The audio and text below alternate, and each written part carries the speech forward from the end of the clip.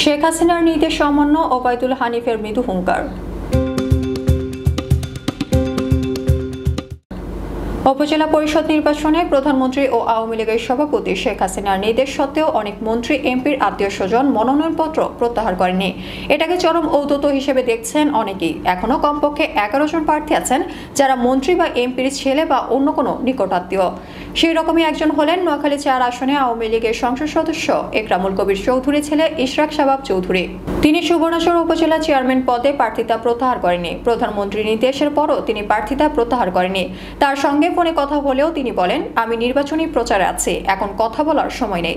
তবে তার বাবার সংসদ সদস্য একরামুল কবির চৌধুরী বলেন, আমার ছেলে প্রার্থী আছে, থাকবে, আর এই কারণে আমার বিরুদ্ধে কোনো ব্যবস্থা নেবে। অর্ধেক ভোট করার পর বললে তো হবে না। তার কথা ওবায়দুল কাদের বাংলাদেশ আওয়ামী লীগের সাধারণ সম্পাদক। আমি কোনো পোস্টে নাই, আমি এমপি, আর এমপি তো সহজে কেড়ে নিতে পারবে না। এটা নিতে হলে অনেক প্রক্রিয়া আছে। এরপর হয়তো আমাকে কালো তালিকাভুক্ত করবে, আমাকে আর এমপি পদে মনোনয়ন দেবে না। তখন তো আর আমার ভোট করার সময় থাকবে না। সেখানে উপজেলা চেয়ারম্যান পদে মোট 2 জন প্রার্থী। আরেকজন প্রার্থী হলেন বর্তমান উপজেলা চেয়ারম্যান ও জেলা আওয়ামী লীগ সভাপতি খায়রুল আলম চৌধুরী। তিনি বলেন, এমপি একরাম চৌধুরী প্রধানমন্ত্রীর নির্দেশের পরও তার ছেলের প্রার্থিতা প্রত্যাহার না করে ঔদ্ধত্য দেখিয়েছে। কালো টাকার ক্ষমতায় সে কাউকে এখন আর পরোয়া করে না, সে যা খুশি তাই করে। তার ছেলের অনুসারীরা এখন সন্ত্রাস করছে। সে 2টি হত্যা মামলার আসামি। পুলিশ প্রশাসন তার পক্ষে কাজ করছে। সে টাকা দিয়ে কিনে নিয়েছে। দলের সাধারণ সম্পাদক বলেছেন, ব্যবস্থা নেওয়া হবে। কখন নেওয়া হবে? নির্বাচনের পরে ব্যবস্থা নিয়ে কি হবে, বিষয় প্রকাশ করেন তিনি। এদিকে বগুড়ার সারিয়াকান্দি ও সোনাতলায় এমপি শাহদারা মান্নানের ভাই ও ছেলে প্রার্থিতা প্রত্যাহার করেনি। সারিয়াকান্দিতে প্রার্থী হয়েছেন এমপির ছেলে উপজেলা আওয়ামী লীগের সদস্য সাকাওয়াত হোসেন সজল। সোনাতলায় প্রার্থী হয়েছেন এমপির ভাই উপজেলা আওয়ামী লীগ সভাপতি বর্তমান চেয়ারম্যান মিনহাদুজ্জামান লিটন। মিনহাদুজ্জামান লিটন বলেন, আমি বর্তমান উপজেলা চেয়ারম্যান, আমার জনপ্রিয়তা আছে বলে আমি নির্বাচন করছি। আমার বোনের কোনো সহায়তা আমি নিচ্ছি না। তার কথা, আমি উপজেলা আওয়ামী লীগের সভাপতি হলেও আমি নির্বাচন থেকে সরে যাওয়ার কোনো নির্দেশ পাইনি।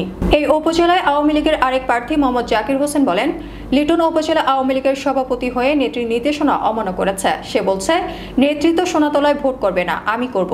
আমার বিষয় আমি বুঝবো। মৌলভীবাজারের বড়লেখায় পরিবেশ, বন ও জলবায়ু বিষয়ক সাবেক মন্ত্রী ও বর্তমান এমপি শাহাবুদ্দিনের ভাগ্নে শোয়েব আহমেদ প্রার্থিতা বহাল রেখেছেন। তিনি বড়লেখা আওয়ামী লীগের সাংগঠনিক সম্পাদক।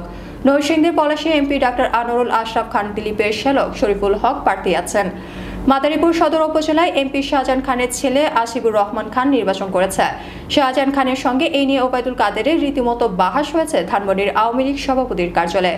চুয়াডাঙ্গা 2 আসনের এমপি আলী আসগার টগরের ভাই আলী মনসুর বাবু দামুর হুদায় প্রার্থী হয়েছেন।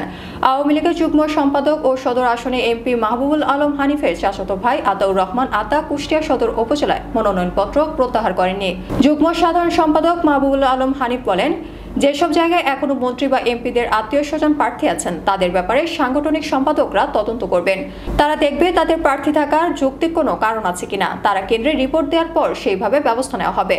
কারণ কয়েক জায়গায় আমরা দেখেছি প্রার্থিতা প্রত্যাহার করলে অপর প্রার্থী বিনা প্রতিদ্বন্দ্বিতায় নির্বাচিত হয়ে যায়।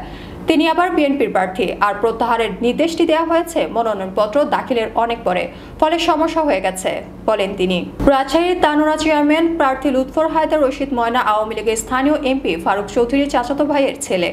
তিনি মনোনয়নপত্র প্রত্যাহার করেনি। পাবনার বেড়ায় ডেপুটি স্পিকার অ্যাডভোকেট শামসুল হক টুকুর ছোট ভাই, বেড়া পৌরসভার সাবেক মেয়র আব্দুল বাতেন ও ভাতিজা আবুল কালাম সবুজ প্রার্থিতা প্রত্যাহার করেনি।